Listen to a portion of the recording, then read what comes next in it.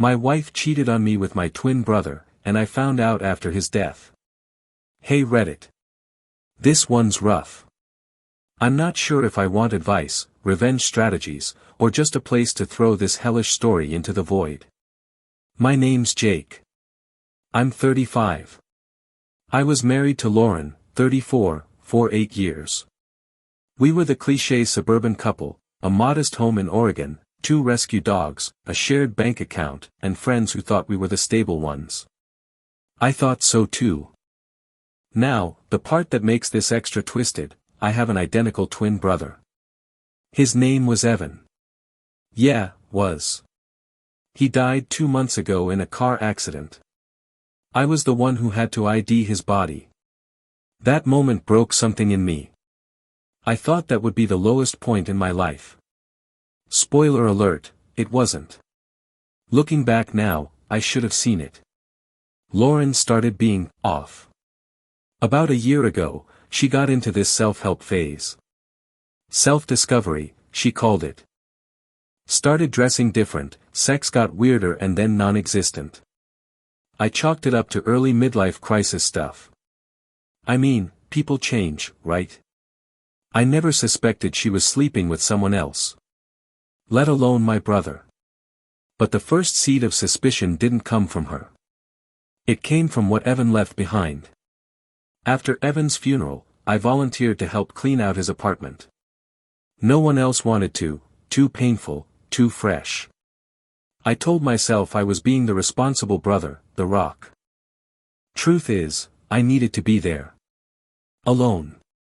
To feel close to him, even if it meant folding his dirty laundry or throwing out his endless takeout containers.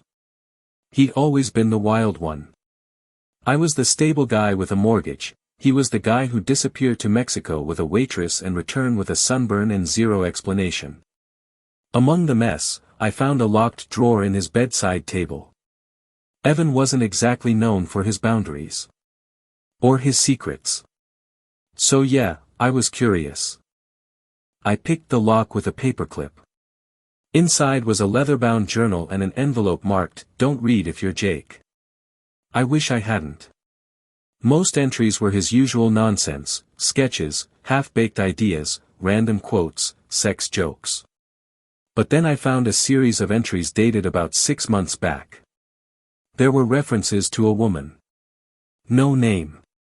Just, hints. She wore the red lace again. Said she had to sneak out by 4. She tells me Jake makes her feel invisible. She likes it rough. Calls me E when she comes. And then this.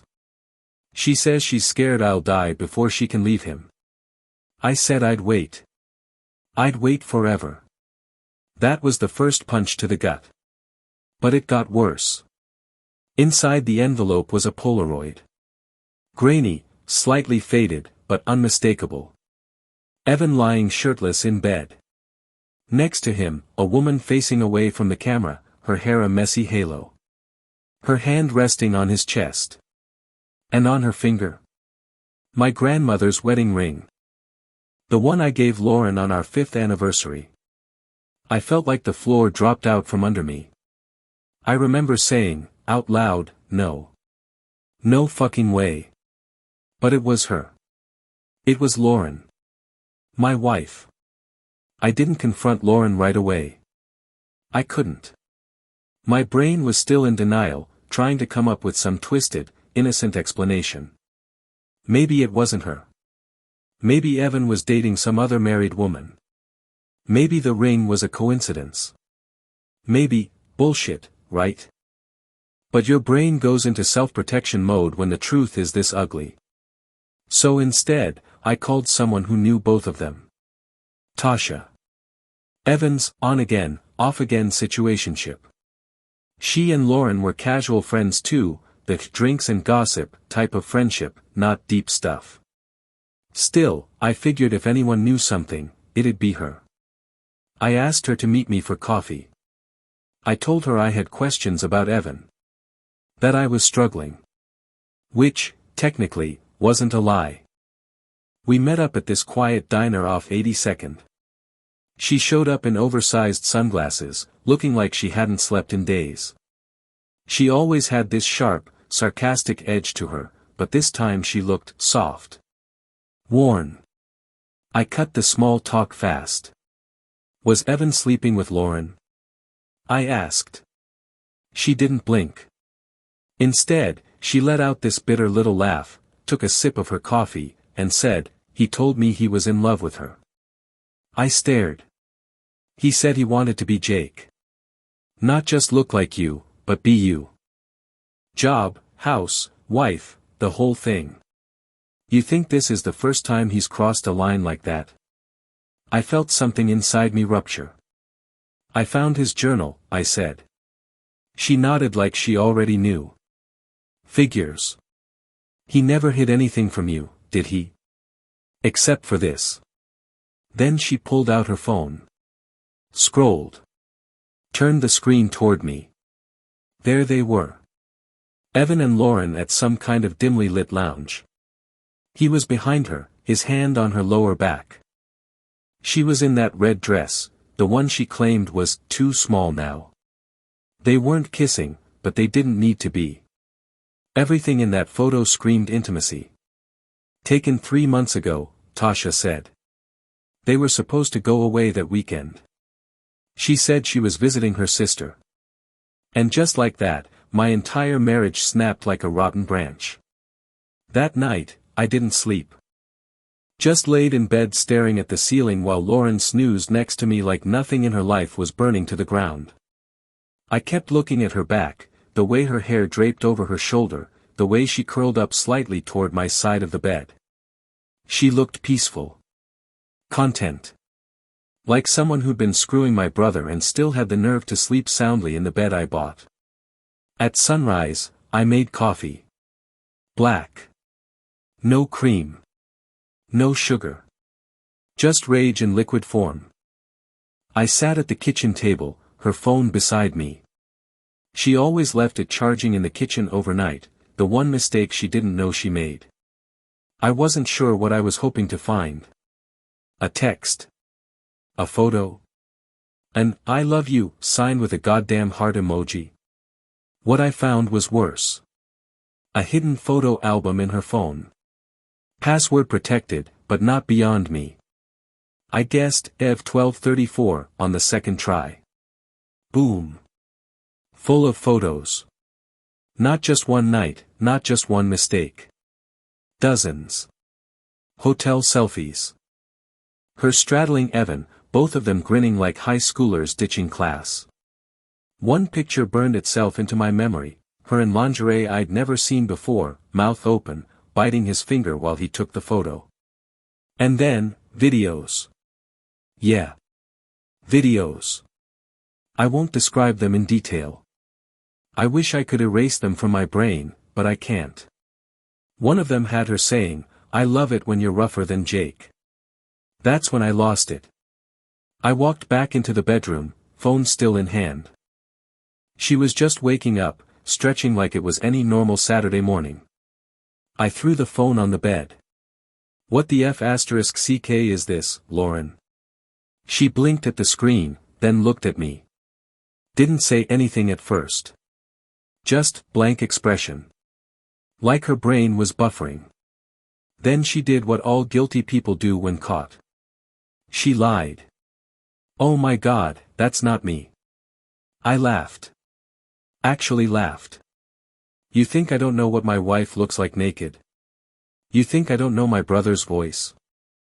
She sat up, pulling the sheet over herself like modesty mattered now. "It wasn't serious, Jake. He was lonely. It just happened. And it didn't mean anything." I stared at her. 6 months of hotels and lingerie and "I love it when you're rougher." That's just loneliness. Then came the gaslighting. "You haven't been emotionally present. You're always working. You never look at me like he did." Evan made me feel seen. I wanted to punch a wall. Instead, I said, "You could have left. You could have talked to me. But instead, ked my brother and made me bury him with that secret on his corpse. She started crying, of course. Not remorse. Guilt. Fear. Because her perfect little life was unraveling. And I was the one holding the scissors. After the confrontation, she tried to keep talking, tried spinning it into this melodramatic, I was confused, arc like this was some Netflix miniseries and not real life. But I wasn't listening anymore. I just walked out. Took the dogs, my keys, and left. I drove until I hit the coast. Parked the car. Screamed like an animal into the wind until my throat burned. I was furious at Evan, at Lauren, but mostly at myself, for not seeing it. For defending her distance, for assuming Evan's sudden interest in bonding with her was brotherly.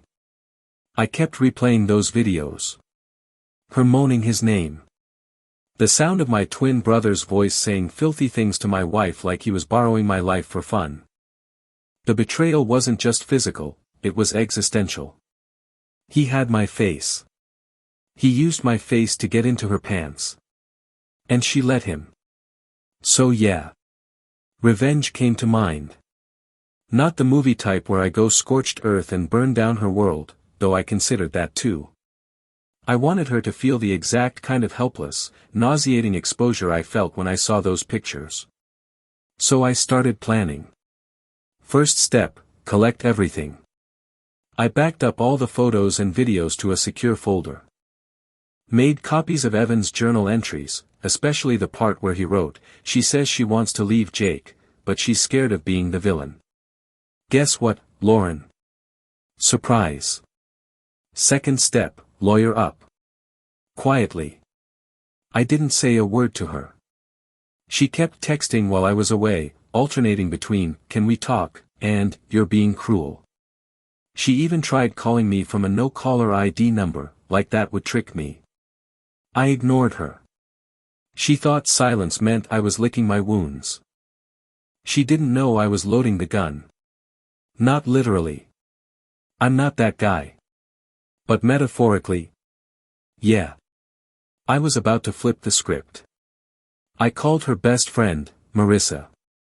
The one who always posts empowered woman quotes but secretly loves drama. I gave her one photo, one line from Evan's journal, and said, "She cheated with my twin. Thought you should know." I knew she'd light that match. By the time I got back into town, Lauren had blown up my phone with, "WTF did you say to Marissa?" And, "Are you seriously trying to ruin me?" No, Lauren. I'm just getting started. I wasn't home 5 minutes before the scream started. Not from me.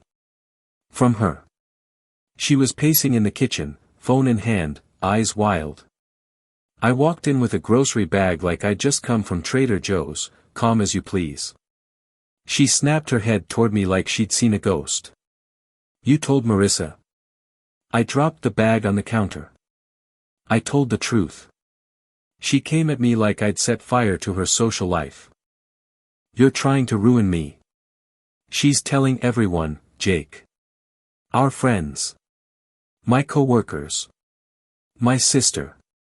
I shrugged.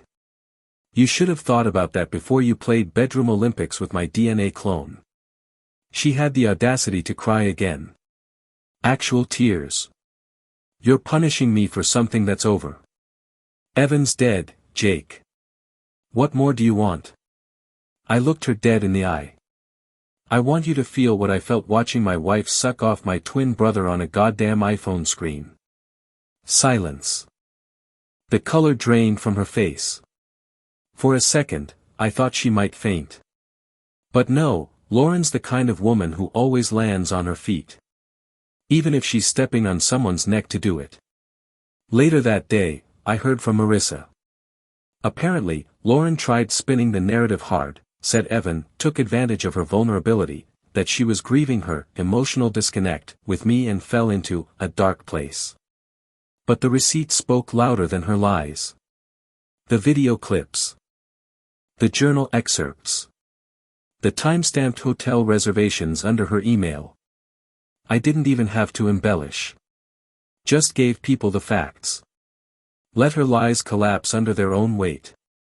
By that evening, she was in our bedroom crying into a pillow. Her phone wouldn't stop buzzing.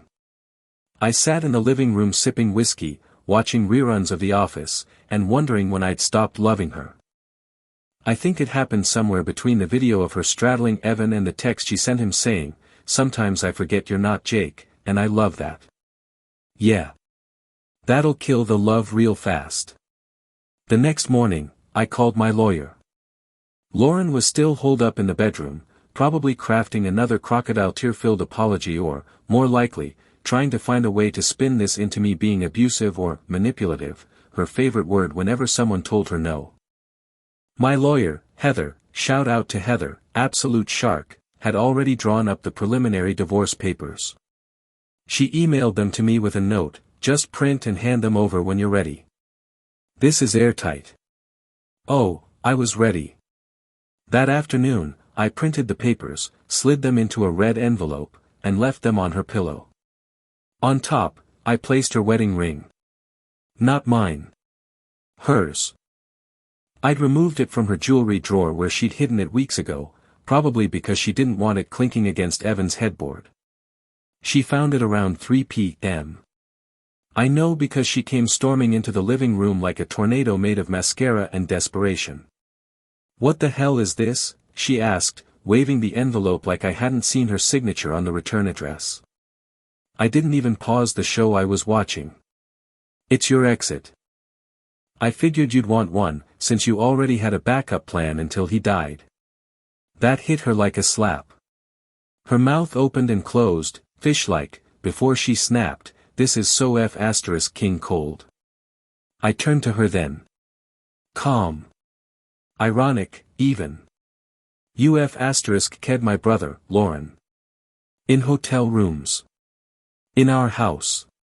In my shower. And you recorded it. You called him my name. You smiled in those videos. Cold. Cold is generous. She went quiet. Real quiet. Then she sat down, suddenly soft. "I messed up. I know I did. But I want to fix this, Jake. We can go to therapy, work through it. You don't throw away 8 years over a mistake." I cut her off. "Don't insult my intelligence. You weren't trying to fix our marriage when his C*ck was in your mouth.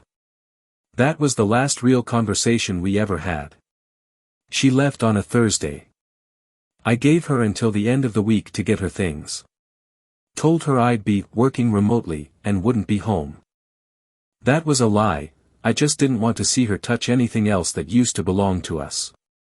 I watched from the ring cam. 3 hours of boxes, suitcases, and half-hearted crying fits every time she passed a mirror. Her friend Kelsey came to help, the same one who once told me, "You're the best thing that ever happened to Lauren."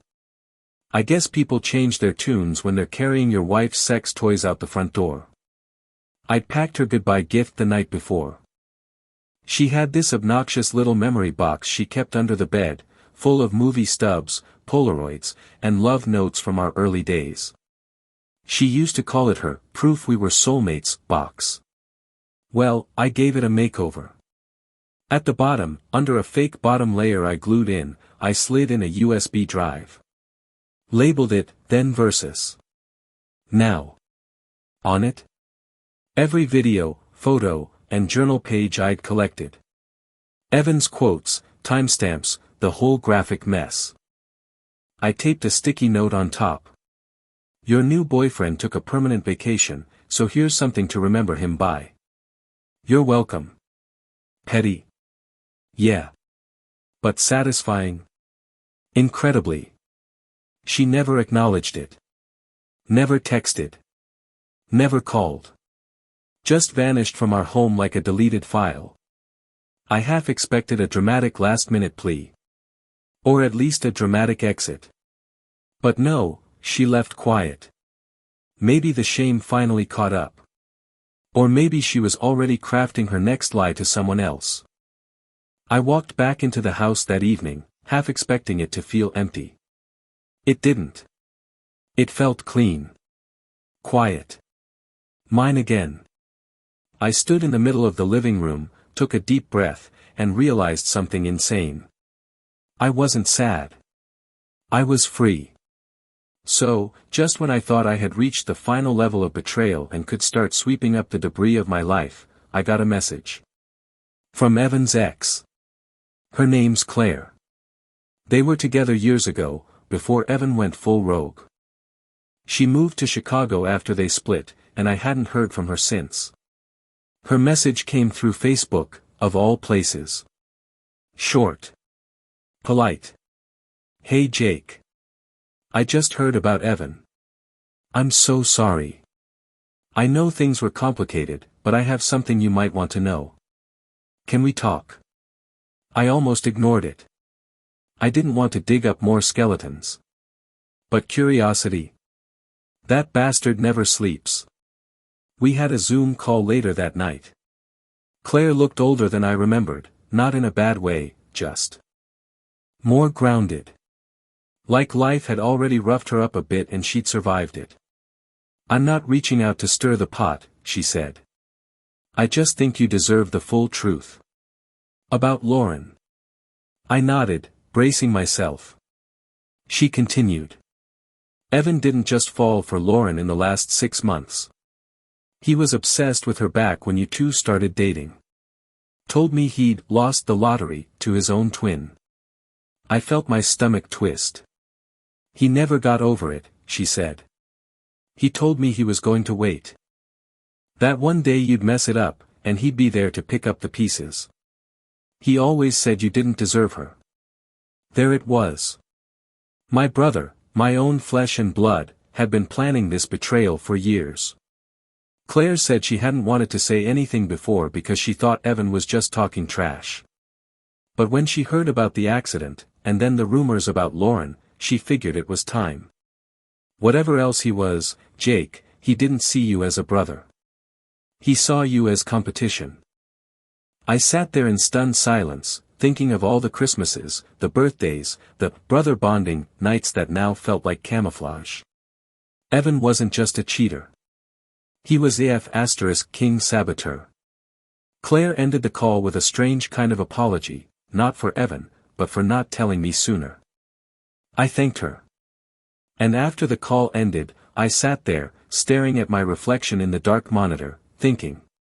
He didn't just want to sleep with my wife. He wanted to be me. The night after that call with Claire, I hit bottom. I don't mean dramatic movie scene bottom. No rain, no shouting into the void. Just me, alone in the house I built with a woman who used my brother like a marital side dish, staring at old photos like they were a crime scene. You know what did it? A dumb Polaroid stuck to the fridge. Me, Lauren, and Evan at our lake house 3 summers ago. She's between us, arms around both our shoulders. We're all smiling like we didn't know we were living king lie. I ripped it down. Then I just broke. I ugly cried. The kind that hits in waves. Chest shaking, throat clenched, trying to stay quiet but failing miserably. I cried for Evan, not for his death, but for the loss of who I thought he was. I cried for the version of Lauren I believed in. For the years I can't get back. For the self-respect I let erode because I thought love meant unconditional tolerance. After that, I went dark for a week. No calls. No texts. No social media. I let the world spin without me while I stared down the ruins. Then one morning, I woke up and thought, what now? I walked to the mirror. Looked like hell. I hadn't shaved in days, eyes swollen, hoodie smelled like whiskey and regret. But you know what? I still saw me. Not Jake the husband. Not Jake the betrayed. Not Jake the brother. Just Jake. That was the moment it changed. I stood there and said it out loud, *CK them. I'm still here. I started small. Showered. Clean shave. Cooked something from scratch instead of living off takeout and beer. Went for a run. Deleted the photo folder with Lauren and Evan's greatest hits. Not because I forgive, because I refuse to give them another second of my focus. I even cracked open my old sketchpad. I used to draw all the time. I don't know why I stopped. I guess somewhere along the way I started living for other people's approval. Not anymore. So here's where the story starts changing. I'm not gonna lie, there were still hard days. Grief doesn't follow a straight path, especially when it's tangled up with betrayal. Some mornings I'd wake up and forget she was gone. Others, I'd remember everything before I even opened my eyes. But it stopped breaking me. I went back to the gym. Not in a revenge body kind of way, but because lifting something heavy made me feel like I was in control of something. I started sketching again, portraits, mostly. At first it was just scribbles, but soon I found myself drawing people on the street, strangers on the bus. There was something healing in studying faces that weren't tied to pain. I also started therapy. Best damn decision I made, even if I was a little resistant at first. My therapist, Sam, doesn't coddle me. First session he said, "You were betrayed. You didn't deserve it. But what you do next? That's on you." Damn right. I also got real about my friendships. Some people picked sides. Others ghosted, uncomfortable with the drama. But the few who stayed, they showed up. My buddy Chris, the one I almost lost touch with during my married years, brought over Thai food one night and said, "You were too good for both of them." I always knew it. Turns out, a lot of people had opinions about Evan and Lauren. They just didn't say anything until the fallout was already on the floor. I cut out the people who made excuses for them. Blocked numbers. Deleted old threads. Burned some bridges, sure. But the peace I got in return? Worth it. Eventually, the house started to feel like mine again. I replaced the bedding. Donated the couch they used to cuddle on. Got rid of her damn candles, the ones she claimed were sensual, but always gave me a headache. And then, about a month after D-Day, something wild happened. I laughed. Not a bitter snort or an ironic chuckle. A real, belly-deep laugh. I don't even remember what triggered it. I just remember thinking, holy shit, I'm gonna be okay. Not just okay. Better. It was a random Tuesday. Rainy. I was grabbing groceries at this low-key market I'd started frequenting, less chance of running into someone who'd whisper, "That's the guy whose wife," you know the rest. I was eyeing avocados, because apparently healing turns you into a guy who buys real produce now, and someone bumped into me with their cart. Crap, sorry. I turned around and froze. Claire. Evan's ex. We both blinked, kind of stunned. She looked better than she did during our Zoom call. Still tired around the eyes, but brighter somehow. She smiled awkwardly. Guess the universe wanted a sequel. We ended up grabbing coffee across the street. Not a date, just two people with overlapping emotional crime scenes catching up. We talked. 4 hours. She told me she'd started going to grief counseling after Evan died, and how messed up it felt mourning a man who, quote, probably would have stabbed me in the back too if he got bored enough. She didn't sugarcoat Evan's legacy. She knew him, the real him. Not the charming version he sold to everyone else. She told me how he used to flirt with her friends, how he lied about job interviews, how he once said, "Jake's the boring one. I'm the one with potential." Hearing that, stung. But it also validated every gut feeling I'd buried for years. Claire looked me dead in the eye and said, "You always gave him the benefit of the doubt. He didn't deserve it. He didn't deserve you, Jake." And that? That cracked something open in me. Not romantic. Don't get ahead of me. But real. Honest. The kind of connection I hadn't felt in years, especially not with someone who wasn't performing for my approval. We left the coffee shop and stood in the rain for a minute, neither of us really wanting to say goodbye. She smiled and said, "Take care of yourself, okay?" For once. I watched her walk away, and for the first time since all this started, I didn't feel haunted by Evan's ghost. I felt lighter. I wrote Lauren a letter. Not to forgive her. Not to reopen anything. Just to close it, properly. To get the venom out of my system, once and for all. I never sent it. Probably never will. But writing it felt like pulling a splinter I didn't know was still under my skin. Here's a piece of it. Lauren. I used to think I knew you.